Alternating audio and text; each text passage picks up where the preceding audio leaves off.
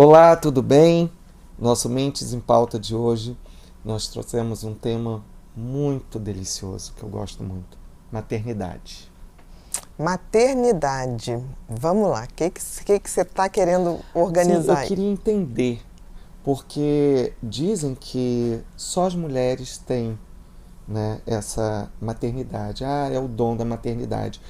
E eu não vejo bem Você diz assim o instinto o materno. instinto materno. É, Né? isso, Existem homens que têm esse dom da maternidade, de cuidar, de zelar. o instinto. O instinto.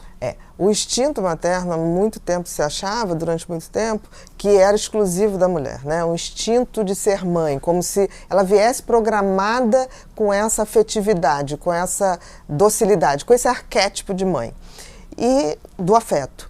E a gente sabe hoje que não é bem assim, tanto que tem mães que engravidam e querem dar aos filhos, ou que depois do parto não quer saber da criança. Quer dizer, se fosse tão instinto e marcado como biologicamente, todas as mulheres teriam uma maternidade tranquila, teriam esse desejo de cuidar imediato, o que não acontece. Você vê que nós temos até várias mulheres, e o número não é pouco, os primeiros 15 dias após o nascimento de uma criança, é muito comum que mulheres passem pelo que a gente chama de baby blue, que é aquele momento que ela olha e fala, meu Deus, é para a vida inteira, ela fica insegura, ela fica mais melindrada, mais sensível. Tanto que eu digo que no Brasil existe uma coisa horrorosa, que é tipo assim, vamos visitar na maternidade, vamos visitar o recém-nascido e chegam na casa das pessoas e ainda querem cafezinho e bolinho.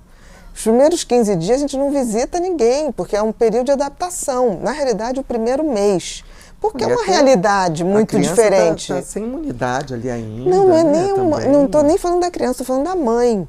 Porque a mãe é uma mudança radical, não só hormonal, como assim, criança não dorme, a mamada, pegar a mamada, é doloroso dar de mamar no início, né? Tem mulheres que racham o bico do seio, então a gente tem que ter esse bom senso. Muita dor, né? Muita dor, que é uma adaptação. Você tem uma dor que é o útero voltando para o seu tamanho, contraindo ao contrário, né, para poder voltar ao tamanho original. Então, assim, é um processo de muita adaptação, de uma mudança muito grande. E eu digo que as mulheres que têm o tal do baby blue, tem esse momento mais pensativo, é um ótimo sinal, porque são mulheres que estão vendo o tamanho da responsabilidade que tem na mão. Porque aquelas pessoas que não têm, elas não param para dar importância que tudo vai ser diferente a partir dali, né? 2 anos sem dormir, nunca mais uma noite de sono completa. E isso é tão interessante que logo depois, quando a mãe começa a dar de mamar, a ter o contato, em menos de 20 dias, o baby blue já foi embora e aí começa uma outra coisa. Ela começa a ter uma paixão, um olhar tão doce para aquela criança, porque eu costumo dizer assim, o bebê é uma máquina de cagar, mijar e chorar. Né? Agora... E por que a mãe passa a olhar com essa doçura para o filho? Porque o contato físico, isso dando de mamar, seja pelo leite materno, pela mamadeira, o importante é o contato físico, é essa coisa de pele com pele. Porque aí você produz a tal da ocitocina, que é, aí sim, o hormônio do amor. Que é o grande barato, porque as pessoas falam assim, a serotonina é a substância do amor. Não é, é a ocitocina. E é esse contato de pele. É por isso que as mães... Isso é uma questão hormonal só das mulheres ou os homens também? Os homens também. É por isso que homens podem ser pais com toda a pegada maternal, de aconchego, de afeto, quando existe esse contato. Eu costumo dizer o seguinte, se você quer fazer um homem ajudar com o filho, todo dia que ele chega do trabalho, depois que ele tomar banho, pega o bebê e bota na barriga. Esse contato de pele com pele vai fazer com menos de entre 15 e 20 dias, que o pai da criança esteja querendo trocar fralda, querendo dar banho, porque a ocitocina não é da mulher, é do ser humano. Então, esse contato, por que as pessoas mais afetivas gostam tanto do abraço? Porque o abraço é quando você tem essa troca de superfície, esse contato de superfície mais extenso no corpo. E isso leva a um vínculo afetivo. Então, o instinto materno, ele não é instinto da natureza, ele é um vínculo afetivo que é construído. Se não fosse assim, muitas mulheres não dariam seus filhos. Graças a Deus, eu acho que a gente não tem esse problema, porque a gente tem bastante de citocina, porque a gente gosta do abraço, coração do com contato, coração com coração, porque isso parece uma coisa. Por isso que eu digo, por exemplo, casais que estão juntos há muito tempo, né? E aí fala assim, já não tem muita questão sexual, mas eles têm um vínculo muito bacana, porque tem essa coisa do andar de mão dada na rua, de abraço, daquela coisa do beijo na testa. A afetividade, ela não tem um vínculo necessário com a sexualidade. E as pessoas, por isso que mães amam tanto seus filhos e não tem nenhum vínculo sexual nisso, né? Porque esse contato é maravilhoso. Por isso que as mães podem adotar e aí também fazem. Se elas fizerem esse vínculo, esse pele com pele, esse aconchego, que eu falo que é o aconchego, né? Aquela coisa de dar colo a um filho, a fazer um carinho no cabelo, a fazer uma massagem no pé. Isso libera ocitocina e isso reforça os vínculos afetivos entre as pessoas, e entre mãe e filho, e entre uma criança ou uma pessoa cuidadora. Isso também faz dela uma mãe. Por isso que a gente diz que, por exemplo, eu quando atendia criança, eu pedia muito que os cuidadores viessem, fosse a babá, fosse a avó, fosse o tio, porque você via que aqueles que tinham mais esse contato de abraço na rua, de mão dada, era o que a criança tinha um vínculo maior. Agora, uma dúvida, pode ser que não tem. A depressão pós-parto, ela vem junto quando você começou a falar esse início aí? O baby blue. O baby blue é fisiológico, assim, grande parte das mulheres tem. E eu digo que bom que tem, porque é uma hora de muita reflexão, né? A vida mudou. Como é que vai ser daqui para frente? Como é que eu vou dar conta desse ser? Como é que eu vou proteger? Isso é uma coisa sábia até do organismo, porque ela tem que parar para remodelar aquela vida. Ela vai ressignificar a vida, ela não vai ser mais, ela é ela mais um ser que não tem ex-filho.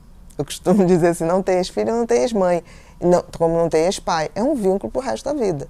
Então ele tem que ser baseado no afeto verdadeiro. Não existe afetividade verdadeira sem esse aconchego.